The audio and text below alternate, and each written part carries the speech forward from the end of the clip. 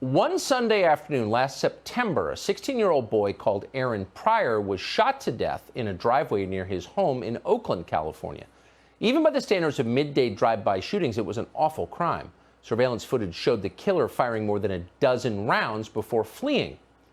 No one was arrested for the murder, but local media did not seem especially interested in finding out who did it because they already knew. The coronavirus killed Aaron Pryor. That's what they told us. One local television station noted that violence in the area had risen since the pandemic began. They must be connected. Pryor's football coach agreed with this. It was COVID that really killed this kid, he told reporters. The coach didn't explain how exactly COVID had done this killing or what COVID's motive might have been. But no one asked. Everyone, particularly people in power, seemed happy to blame COVID. The pandemic did it. You heard that a lot, and not just in California. Across the country, in New York City, Mayor Bill de Blasio blamed rising crime rates squarely on the virus. Police organizations will say that part of the reason that crime is up is because there has been a cut in funding to the NYPD. What do you say to that? This predates any funding decisions. That's just the truth. The perfect storm I mentioned started in March and April when everything shut down, and we saw the violence start in earnest May into June, into July. It's clearly because things came unglued. Right. It must have been the pandemic. That makes sense. The quarantine did it. We forced everyone to stay home. And that's why there's so many people on the streets shooting each other and pushing strangers into oncoming subway cars.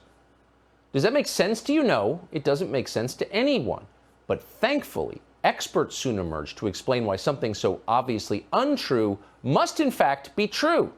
Quote, because of the stresses of the pandemic, they're everywhere, explained a former CIA officer called Jeff Asher to the New York Times. You are seeing this everywhere. Except we're not seeing this everywhere. That's not true. The coronavirus may be global, but rising crime rates are not global. Police in Canada, for example, reported that crime fell by 18% between March and October of last year. In the UK, crime saw its biggest annual decrease in a decade. In Sweden and Russia, crime dropped too. Even in Mexico, which is in the middle of a drug war, there were fewer homicides in 2020 than there were in 2019. So for normal countries, pretty much all countries, the pandemic meant more Netflix, but less killing. Not here. In the United States, the opposite happened. A lot of Netflix, even more killings. You're seeing the data on your screen right now. It's from a nonprofit called the Council on Criminal Justice and researchers at the University of Missouri. It shows the average weekly homicide rate in 21 major cities. Killings spiked in late May, well after the pandemic began. According to the Council on Criminal Justice, quote, homicides, aggravated assaults, gun assaults rose significantly beginning in late May and June of 2020. They jumped by 40% during the summer and 34% in the fall when compared to the previous summer and fall. So far this year, these sad trends have continued. Murders are up 800% in Portland, Oregon. They're up 56% in Minneapolis, scene of George Floyd's death. They're up 27% in LA, 22% in New York. They're up 40% in Philadelphia. So you have to ask yourself, because your life may depend on it, why is this country different from, say, Sweden or Russia or Mexico? And you know the answer.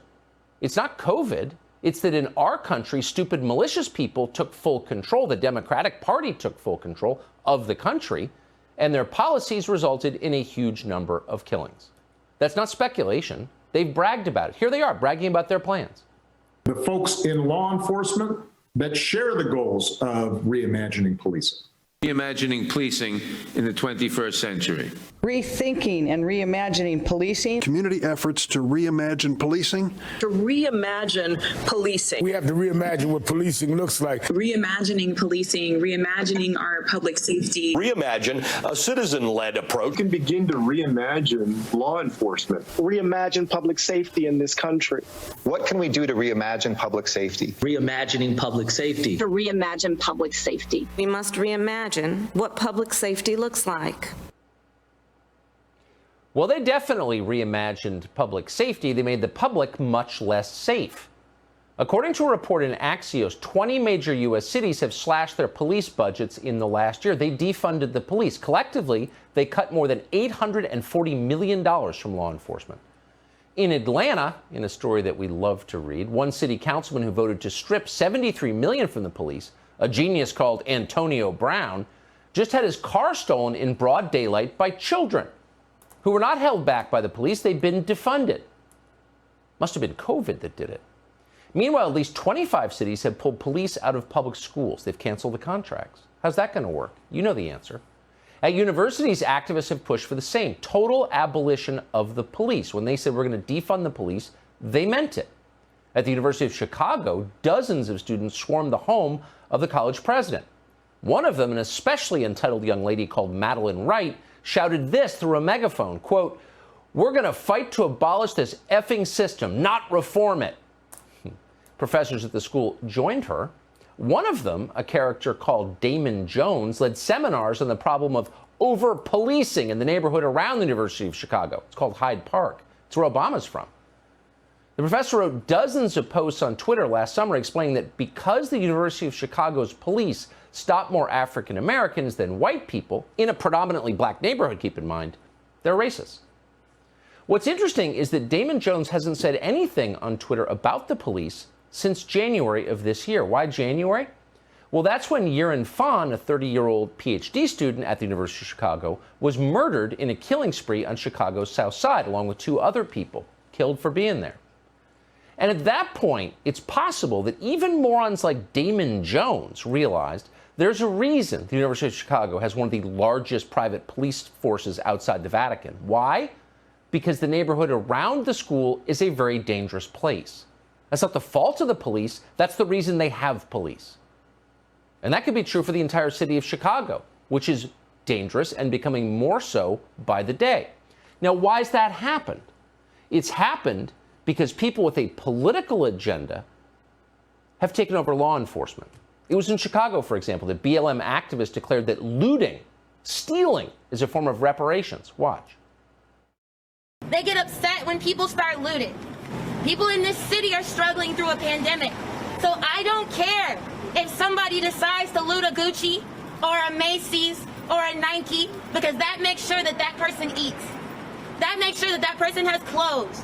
That makes sure that that person can make some kind of money because this city obviously doesn't care about them. Not only that, that's reparations. So you got to steal from Gucci to eat. Stealing is reparations. Now, that's insane, and only a very sick society would listen to someone like that.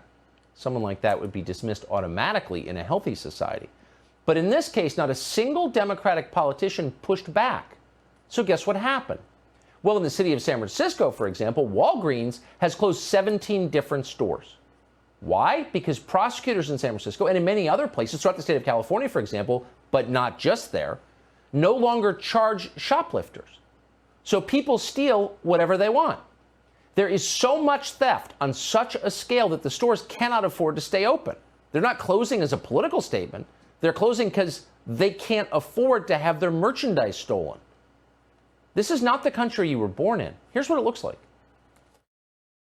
The Walgreens at Van Ness and Eddy in San Francisco will close its doors for good November 11th. Customers say the store is known for being a notoriously easy place to shoplift. I've heard that Walgreens is real easy to peel from. Why is that? Because they don't chase you.